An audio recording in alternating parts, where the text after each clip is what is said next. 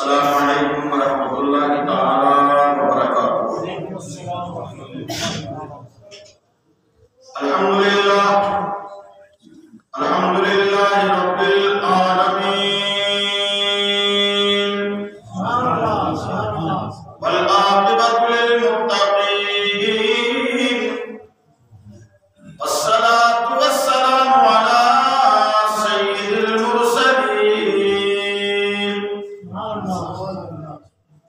وعلى آله وصحبه أجمعين أما بعد أعوذ بالله من الشيطان الرجيم بسم الله الرحمن الرحيم ألا إن أولياء الله لا خوف عليهم ولا هم يحزنون صدق اللہ العظیم۔ معزز سامعین حضرات، آپ نے مجھ سے قبل علماء کرام سے نعت و منقبت و تقاریر سماعت کی، دعا کریں اللہ ہم سب کو عمل کثیر کی توفیق عطا فرمائے اور صحیح معنی میں علم کو سمجھنے اور صحیح طریقے سے اس کو پہنچانے کی ہمت طاقت اور توفیق عطا فرمائے۔ وقت مختصر سا ہے، یہی جمعہ آپ نے 2:15 پہ پڑھنا ہے کیونکہ ہمارا ٹائم جو ہے وہ 2:15 کا چل رہا ہے۔ انشاءاللہ نیکسٹ جمعے سے سردی کی وجہ سے کیونکہ دن چھوٹے ہو گئے ٹائم چینج کر دیا جائے گا۔ آئندہ جمعہ انشاءاللہ ٹھیک 2 بجے پڑھا جائے گا۔ اس حساب سے آپ تھوڑا جلدی تشریف لائیں گے تو آخر میں اعلان کر دوں گا۔ مختصر سا وقت ہے، 20 منٹ بچے ہیں۔ 20 منٹ میں کتنی گفتگو ہو سکتی ہے اس کے اعتبار سے آپ تیار رہیں اور حصول برکت کے لیے درود پاک ضرور پڑھیں، کیونکہ درود جب تک نہیں تب تک بات ادھوری ہے۔ درود ہی سے بات پوری ہے۔ آقا کریم جناب محمد رسول اللہ صلی اللہ علیہ وسلم کا فرمان عالی شان ہے کہ مجلس میں مجھ پر درود پڑھ کر کے برکتیں اور رحمتیں لے آیا کرو۔ اور ساتھ ہی ساتھ یہ بھی ہے کہ جس اچھے عمل کے شروع میں درود پاک پڑھا جائے اور جس دعا کے شروع میں اور آخر میں درود پاک پڑھا جائے، اللہ رب العزت اس دعا کو کبھی رد نہیں فرماتا ہے۔ ماہ ربیع النور اپنی منزل کو پہنچ چکا، ماہ ربیع الثانی آ گیا، یعنی سیدنا غوث پاک 11ویں والے پیر، پیران پیر، روشن ضمیر، جناب دستگیر سیدنا شیخ سید عبدالقادر جیلانی البغدادی رضی اللہ تعالیٰ کی بڑی 11ویں شریف کا مہینہ ہے۔ اعلیٰ حضرت عظیم برکت امام محمد فاضل بریلوی میلاد کے مہینے کو رخصت کرتے ہوئے، یعنی ربیع الاول کو رخصت کرتے ہوئے ربیع الاخر کے آمد میں یوں تعریف فرماتے ہیں: تیری سرکار میں لاتا ہے رضا اس کو شفیع، تیری سرکار میں لاتا ہے رضا اس کو شفیع، جو میرا غوث ہے اور لاڈلا بیٹا تیرا۔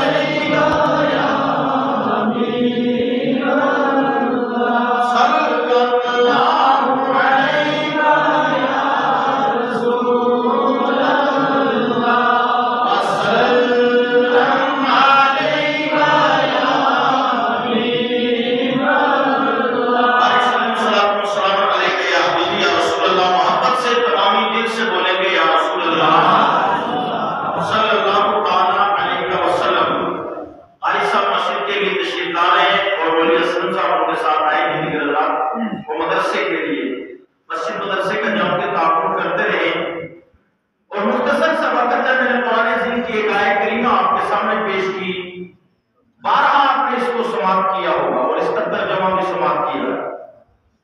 اللہ رب العزت کا واضح اعلان ہے، الا خبردار. جس کو بولتے ہیں نا الرٹ کرنا،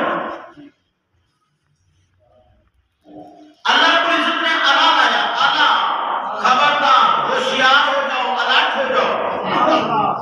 ان بے شک، یہ تحقیق کے لیے بات کو جب مضبوط کرنا ہو تو کس کے لیے آتا ہے؟ تحقیق کے لیے. مولانا آپ کو اگر میں نو پڑھانا شروع کر دوں تو وہ آپ کے بس کا روک نہیں، اور میرا پڑھانا بیکار تو آپ کا سننا بیکار جائے گا کہ حروف تاکید کتنے، حروف ناصبہ کتنے، حروف جارہ کتنے. وہ علماء کی فیلڈ ہے، اس کو اس تک رہنے دو. لیکن ان حروف تحقیق میں آتا ہے، یعنی جو بات تحقیق کے ساتھ کی جائے، مضبوطی کے ساتھ، اس کو مضبوط کرنے کے لیے تحقیق کے لیے ان کا لفظ آیا ہے. الا سے الرٹ کیا گیا، الا خبردار، ہوشیار ہو جاؤ. ان بے شک اولیاء اللہ، اللہ کے ولی.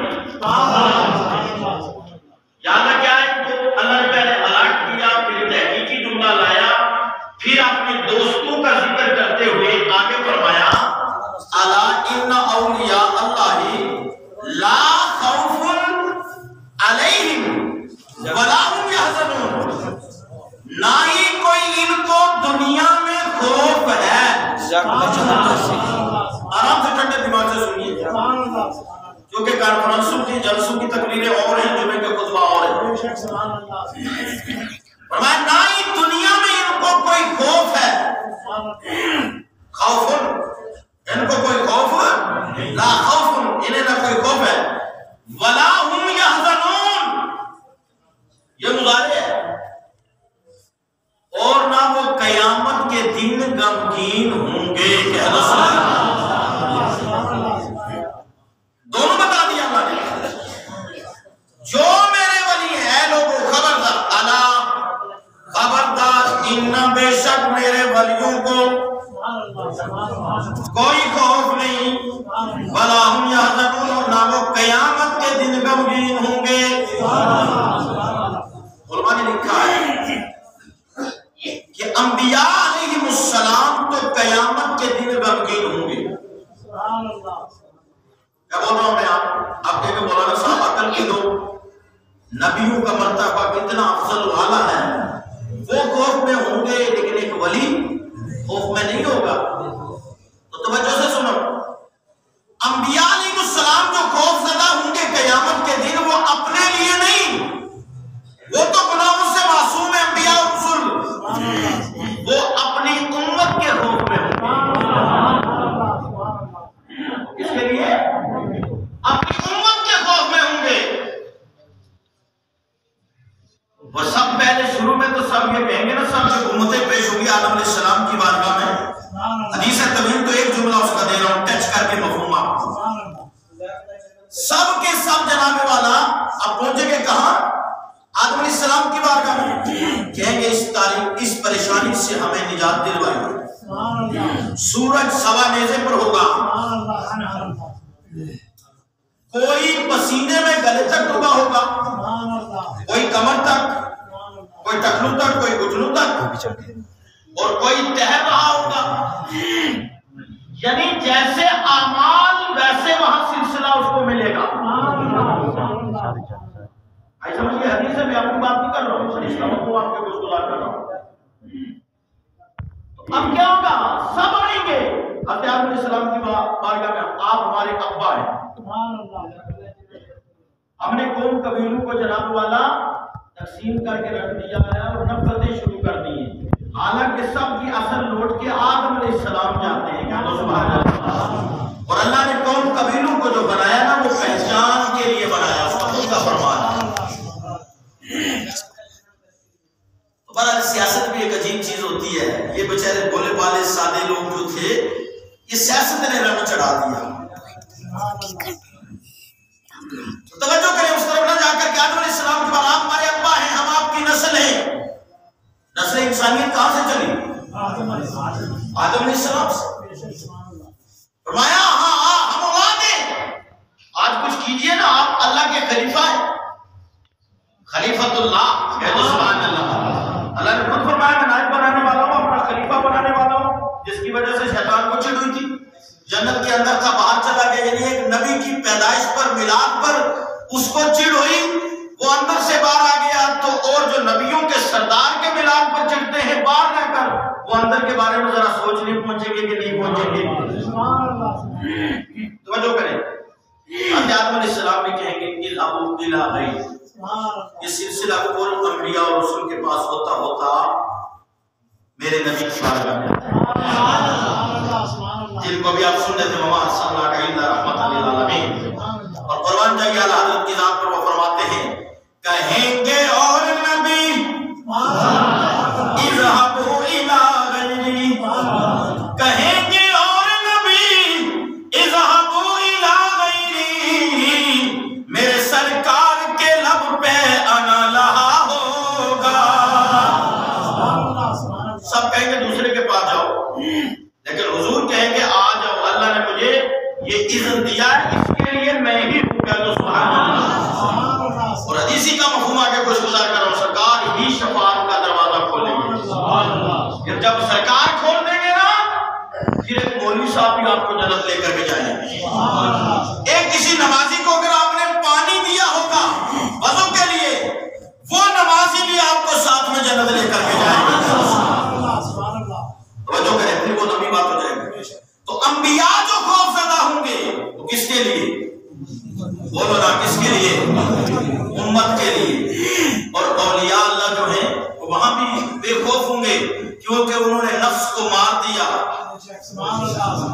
ان کا جو سلسلہ تھا انہوں نے رضی اللہ عنہ ورضوا عنہ، اللہ ان سے راضی ہو گیا، وہ اللہ سے راضی، یعنی انہوں نے اپنے نفس کو مارا، جو اللہ کی رضا حاصل کر لی، تو اب انہیں نہ کوئی خوف ہے نہ ڈر، وہ اپنے سلسلے میں کامیاب ہیں۔ حدیث کا مفہوم یہ بھی ہے کہ اللہ ولیوں سے فرمائے گا جاؤ جنت کھلی ہے تمہارے لیے، بغیر حساب و کتاب چلو۔ روایت کے اندر آیا مفہوم کہ 70,000 اولیاء کرام ہوں گے، ایک اور روایت کا مفہوم ہے کہ 7 لاکھ اولیاء کرام ہوں گے، وہ زنجیر بنا لیں گے ایسے ہاتھ میں ہاتھ ڈالو، زنجیر بنے گی نہیں، زنجیر بنا کے کھڑے ہوں گے، اے رب العالمین ہمارے کچھ مرید بھی تھے، کچھ ماننے والے تھے، کچھ چاہنے والے تھے، ہم ان کو بھی ساتھ لے کر کے جائیں گے۔ اللہ فرمائے گا کیا انہیں جانتے ہو؟ جواب دیں گے بالکل یا رب العالمین ہم انہیں جانتے ہیں۔ فرمایا پھر جاؤ میدان کے اندر، جو جس کو پہچانتا ہے جانتا ہے، وہ اس کا ماننے والا عقیدت مند اسے ساتھ لے کر کے جنت میں جائے۔ یہ اولیاء اللہ کی شان ہے۔ اور سیدنا غوث پاک رضی اللہ تعالیٰ عنہ، آج تو 4 کر کے لوگ نکال لیتے ہیں کمپیوٹر سے غلط معنی جو قادیانیوں نے یا یہودیوں نے یا وہابیوں نے نکالے ہوئے اپنی طرف سے ترجمہ کر کے، اور لڑکے کیا یوٹیوب چلانا سیکھ کے، واٹس ایپ چلانا سیکھ کے، یا جناب والا اس کو گوگل اور ان چیزوں سے نکال کر کے ہم اہل حدیث ہو گئے۔ سب سے پہلے جو عقیدہ چینج کرتا ہے نا وہ اپنے ماں باپ کو برا کہتا ہے۔ حضور کو تو بعد میں کہے گا نا، کیونکہ جو نکلا ہے سنت سے نکل کر جو وہابی بنا، اس نے فوراً کہا میرا ماں باپ بھی بدعتی ہے۔ کیا کہتا ہوں میں بھی، میرا ماں باپ صحیح راستے پر نہیں تھا، میں صحیح راستے پر ہوں، وہ بدعتی ہے، مشرک ہے۔ جو مشرک ہوا، بدعتی ہوا، اس کا نکاح نہیں ہوا، گویا کہ معاذ اللہ اس نے ماں باپ اپنے کو کافر بھی کہا، مشرک بھی کہا، اور ساتھ ہی ساتھ اس نے یہ بھی ثابت کر دیا کہ میں حلالی نہیں ہوں، میرا سلسلہ نکاح نہیں ہوا، تو پھر کدھر سے پیدا ہوا؟ میں اپنی بات نہیں کر رہا ہوں، میں سمجھا رہا ہوں، بڑے سنجیدہ لوگ یہاں بیٹھے ہو، تقریر سمجھنے والے اور علماء بھی بیٹھے ہیں۔ اپنی اولادوں پر قبضہ کرو، علماء کو مت رو، سب ٹھیکے مولویوں نے نہیں لے رکھے ہیں۔ اگر دکان کا حساب تم اپنی اولاد سے پوچھتے ہو کتنا آیا کتنا گیا، اگر پراپرٹی کا حساب پوچھتے ہو، اگر اور خرچ اور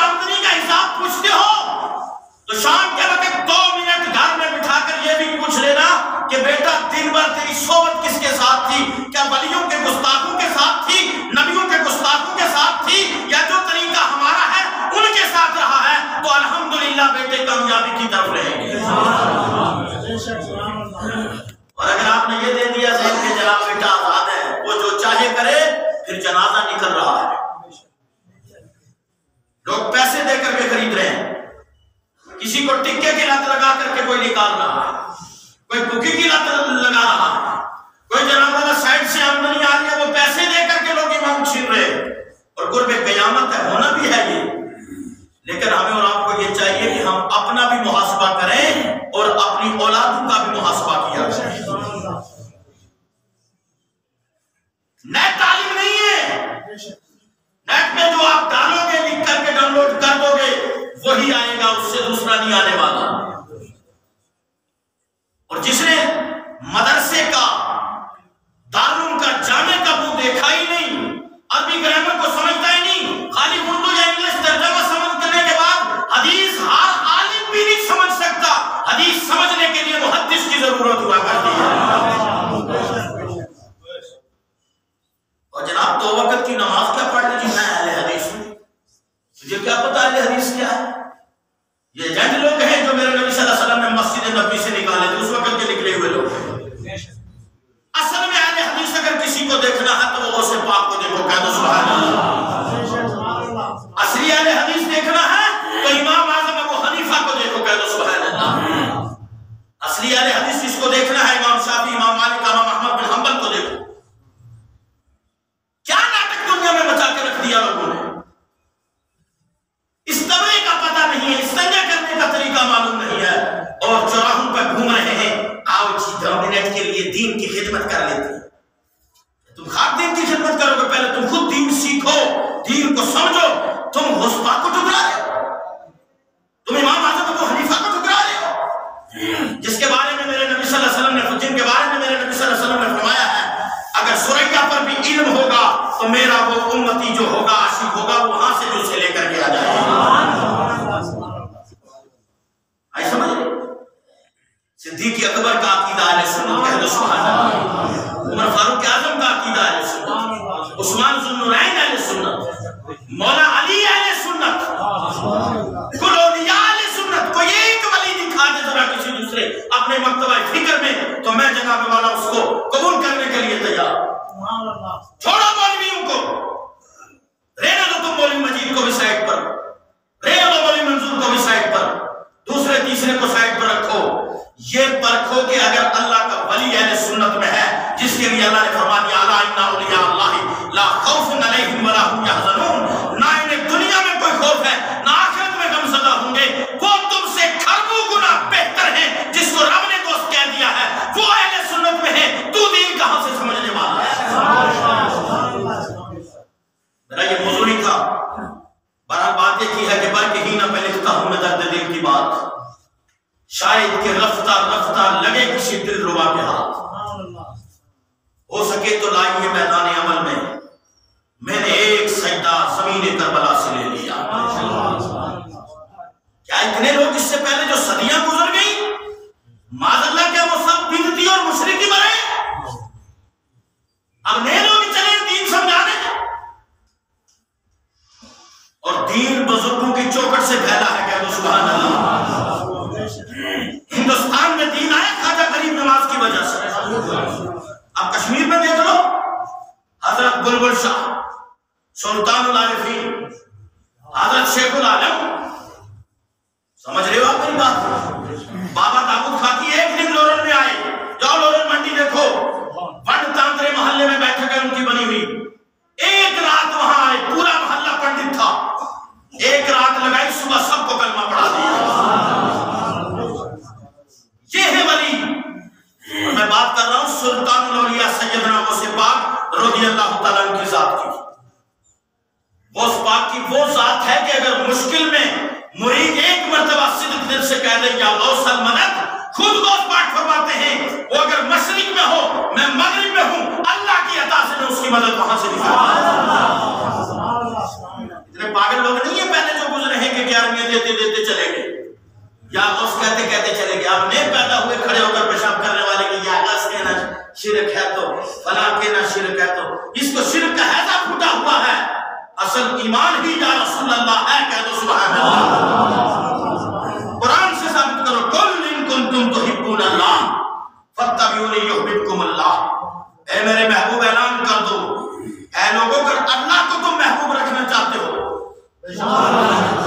اللہ کو راضی کرنا چاہتے ہو، فاتبعونی،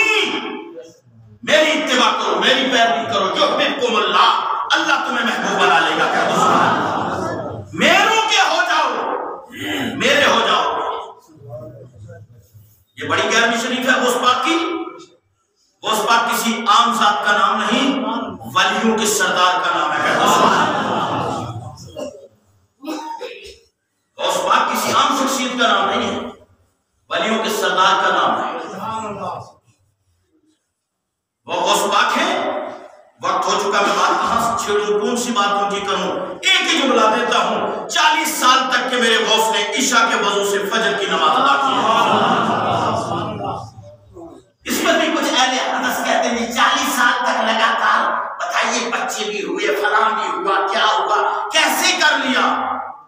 اللہ والوں کو تیری طرح نفسانیت نہیں تھی. اور یہ کوئی ضروری نہیں ہے کہ غسل رات ہی کے وقت فرض کیا جائے. آئی سمجھ نہیں، یہ کوئی ضروری نہیں ہے کہ تو اس میں بھی بات نکالے.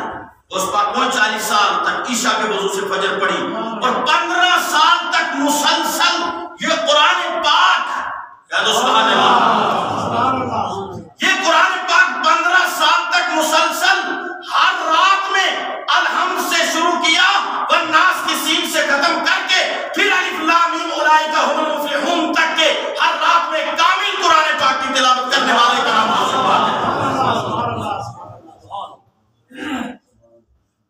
اور جہاں تک غوث پاک کے رفع یدین کی بات ہے، جی غوث پاک رفع یدین کرتے تھے تو ہم بھی رفع یدین کریں. ہماری تمہاری لڑائی رفع یدین پہ ہے ہی نہیں. ہماری تمہاری لڑائی عقیدے کی ہے. رفع یدین تو دونوں حدیثیں، ترک رفع یدین بھی رفع یدین بھی. اگر امام احمد بن حنبل کی امام شافعی کی تقلید کر کے آؤ گے تو رفع یدین کرو، کوئی بات نہیں ہے. خود ڈائریکٹ ہو کر کے تم کہو کہ ہم بھی ڈائریکٹ ہم امام مالک بن جائیں گے، شافعی بن جائیں گے، تو تمہیں قبول نہیں کیا جائے گا. اور پھر بھی میرا تیرا جھگڑا رفع یدین کا نہیں ہے. میرا تیرا جھگڑا جو اصل ہے وہ ذات رسول کا ہے. کیا آج نے ان کی بنا اور آج مدد مانگو سے، کل نہ مانیں گے اگر قیامت میں تم مان گیا. خالی نیٹ کی دنیا میں 4 چیزیں ڈاؤن لوڈ کر کے ایمان کو بیچ کر کے جنازہ نکال کر کے ماں باپ کی محنت پر بھی پانی پھیر کر کے لڑکے گھوم رہے ہیں. ہوشیار ہو جاؤ گے، انہی لوگوں کی وجہ سے وبائیں پھیل رہی ہیں، انہی لوگوں کی وجہ سے مصیبتیں آ رہی ہیں. پہلے جب لوگ جو صحیح عقیدہ تھے اللہ نے ہر بلا سے بچایا ہوا تھا. اب جتنی بلائیں لائق ہو رہی ہے کہ بدعقیدگی کی بلا سے سب بلائیں چھا گئی ہیں. ساتھ باتوں میں آپ کو بتا وقت ہو گیا. اس بات کی بڑی 11ویں انشاءاللہ بدھوار کے دن بڑی 11ویں ہوگی انشاءاللہ. یہاں بھی جتنے لوگ تشریف لانا چاہیں لائیے. یہاں انشاءاللہ بڑی 11ویں ہر 11ویں پر انتظام ہوتا ہے. بڑی 11ویں پر اور زیادہ بڑا انتظام کیا جائے گا. لنگر تیار ہوتا ہے، کلمات پڑھے جاتے ہیں، خطمات پڑھے جاتے ہیں، دعائیں کی جاتی ہیں، کیا سبحان اللہ، قرآن پڑھا جاتا ہے، فاتحہ خانی کی جاتی ہے. جم کر 11ویں کے لنگر میں بھی حصہ لیجیے اور 11ویں دیجیے. جو یہاں نہیں آ سکتے، ہر گھر میں جو رات کا کھانا بناؤ گے اس دن، وہ کھانا جو لنگر اپنے پریوار کے لیے بنا لے، اسی لنگر کو 11ویں کا کھانا کھانا. کیا کرنا ہے؟ لنگر تیار کرو صاحب اور خود سے فاتحہ کرو. کوئی ضرورت نہیں کہ مولوی صاحب کو بلا. اس کو قرآن پڑھنا آتا نا، الحمد پڑھو، قل اللہ 3 بار پڑھو، درود پاک بالآخر 3 بار پڑھو. کوئی اللہ یہ پڑھا ہے قرآن تیرا، درود پڑھا ہے، اسے قبول فرما، لنگر بھی قبول فرما. ثواب درجہ بدرجہ حضور سے لے کر غوث پاک کی بارگاہ میں. پھر ان کے سب کے آپ اولاد کو بھی بخش دو. کھانا کھلاؤ، کھانا بھی رات کا ہو جائے گا اور غوث پاک کی نظر بھی ہو جائے گی، 11ویں بھی ہو جائے گی. ایسا ماحول بناؤ اور اپنے بچوں پر نظر رکھو. انشاءاللہ نیکسٹ جمعہ جو آئندہ جمعہ ہے وہ ٹھیک 2 بجے نماز جمعہ ادا کی جائے گی. ٹائم جو چینج کر رہے ہیں یہ سردی کے دنوں کا ٹائم ہے. سردی میں کیونکہ دن چھوٹا ہو جاتا ہے اس لیے جلدی پڑھنا ضروری ہے. تو 2 بجے جمعہ انشاءاللہ آئندہ جمعہ 2 بجے ہوگا. اور پھر جب گرمی آئے گی زندگی باقی ملاقات باقی.